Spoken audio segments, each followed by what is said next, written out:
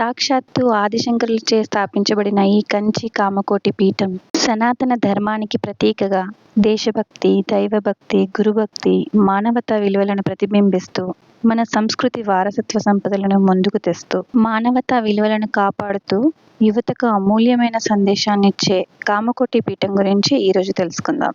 ఇది అనుకోకుండా జరిగిన ఒక అద్భుత దర్శనం అంటానండి.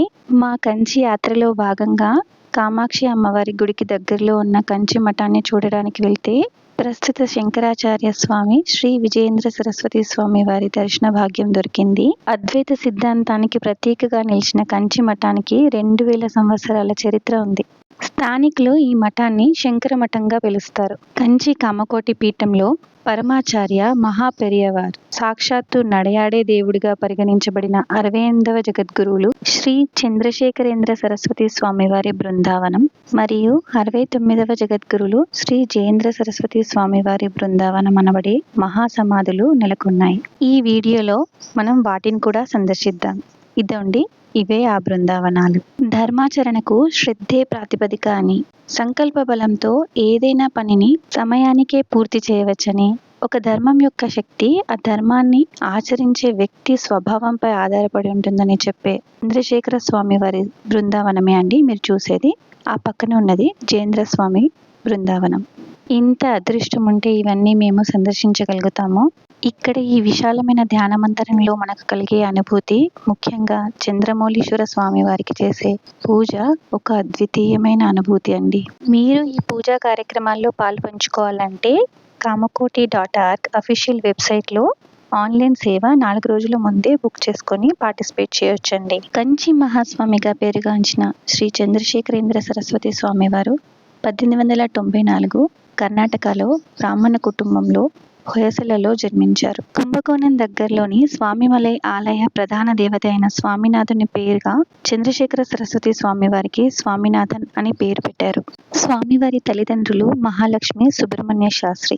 స్వామివారు దిండీవనంలో తన తండ్రి పనిచేస్తున్న ఆర్కాట్ అమెరికన్ మిషన్ అనే ఉన్నత పాఠశాలలో విద్యాభ్యాసం ఆరంభించారు.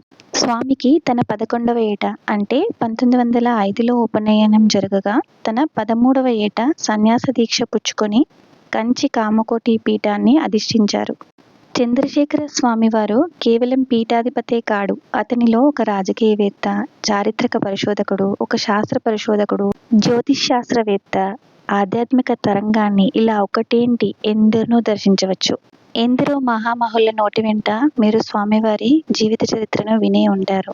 స్వామివారి జీవితం అద్భుతం, అనితర సాధ్యం. నిండు నూరేళ్లు విలక్షణమైన జీవితాన్ని గడిపి పాదచారి అయి దేశమంతా సంచరిస్తూ ధర్మ ప్రబోధాలు బోధించి అనేక దివ్యశక్తులను ప్రదర్శిస్తూ సనాతన ధర్మ పునరుద్ధరణకై జీవితాన్ని అంకితం చేసుకున్న మహాపురుషులు స్వామి నడిచే దేవుడిగా ప్రసిద్ధిగాంచారు. ఇక్కడ మీరు చూస్తున్నది 70వ శంకరాచార్య విజయేంద్ర సరస్వతి స్వామివారు. ఈ స్వామి 1969 మార్చి 13న తిరువల్లూరులో జన్మించారు. ప్రాథమిక విద్యను స్వగ్రామమైన తండలంలో పూర్తి చేసి సంస్కృత భాషను అభ్యసించారు. ఆయన తండ్రి శ్రీకృష్ణమూర్తి శాస్త్రి పోలూరులో శ్రీ శంకర కైంకర్య సభా పాఠశాలలో ఋగ్వేదాన్ని బోధించే వేద పండితుడు. ఇక్కడ మీరు చూస్తున్నది మహాస్వామి వారు నివసించి ఆశీర్వదించిన మహాప్రదేశం అండి. ఎంత అద్భుతమో కదా దీన్ని దర్శించడం. ఇలాంటి మరెన్నో అద్భుతమైన వీడియోలు మీరు చూడాలనుకుంటే చేయాల్సింది సింపుల్గా మన ఛానల్ని సబ్స్క్రైబ్ చేసుకోవడమే అండి. ప్రస్తుత శంకరాచార్య శ్రీ విజయేంద్ర సరస్వతి స్వామి వారు తన 6వ తరగతి పూర్తి చేసిన తర్వాత తండ్రి బోధించే పాఠశాలలో విద్యార్థిగా చేరి వేద విద్య అభ్యసించారు. ఆయన తన 8వ ఏట మొట్టమొదటిసారి కంచి కామకోటి పీఠం యొక్క 69వ జగద్గురు అయిన జయేంద్ర సరస్వతి స్వామి వారిని దర్శించారు.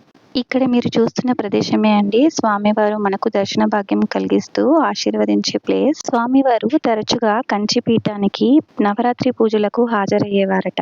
తన 11వ ఏట శ్రీ చంద్రశేఖరేంద్ర సరస్వతి స్వామి వారి దర్శన భాగ్యం ఆయనకు లభించిందంట. 1 సంవత్సరం అనంతరం పరమాచార్య వారు చాలాసేపు ఈయనతో సంభాషించారంట. వేదశాస్త్రాలలో ఉన్న విశేష ప్రతిభను గుర్తించి శ్రీ జయేంద్ర సరస్వతి వారు ఈ శంకర నారాయణన్ అంటే విజయేంద్ర సరస్వతి వారి స్వామివారికి 1983 మే 29న సన్యాస దీక్షను జయేంద్ర సరస్వతి స్వామివారు ప్రసాదించారు. స్వామివారిని బాలపెరియవాల్గా పిలుస్తారు. ఆయన కాంచీపురంలోని ఇనతూర్ వద్ద శ్రీ చంద్రశేఖరేంద్ర సరస్వతి అంతర్జాతీయ గ్రంథాలయం పరిశోధన కేంద్రాన్ని స్థాపించారు. ఇక్కడ వివిధ విషయాలకు సంబంధించి అనేక భాషల్లో పుస్తకాలు, భారతీయ సంస్కృతి తత్వశాస్త్రవేత్తలకు సంబంధించిన పుస్తకాలు మరియు ప్రాచీన తాళపత్ర గ్రంథాలు భద్రపరిచాయంట. మనం అఫీషియల్ ఆన్లైన్ వెబ్సైట్లో కూడా ఈ పుస్తకాలను కొనుక్కోవచ్చండి. సో ఇదండి మన ఈరోజు ట్రావెల్ వీడియో. చూసారు కదా అద్భుతమైన కంచి కామకోటి పీఠాన్ని. మీకు వీడియో ఎలా అనిపించింది? నచ్చితే లైక్ చేసి షేర్ చేయండి. నేను ఇక్కడ పంచుకొని ఏదైనా ఇన్ఫర్మేషన్ మీకు తెలిస్తే కనుక కామెంట్ సెక్షన్లో నిరభ్యంతరంగా పంచుకోండి. మన రాబోయే వీడియోలో కంచి కామాక్షి అమ్మవారిని, ఏకాంబరేశ్వర స్వామి వారిని దర్శిద్దాం. దానికి మీరు చేయవలసిందల్లా ఛానల్ని సబ్స్క్రైబ్ చేసుకోవడమే. అంతవరకు take care. Thanks for watching.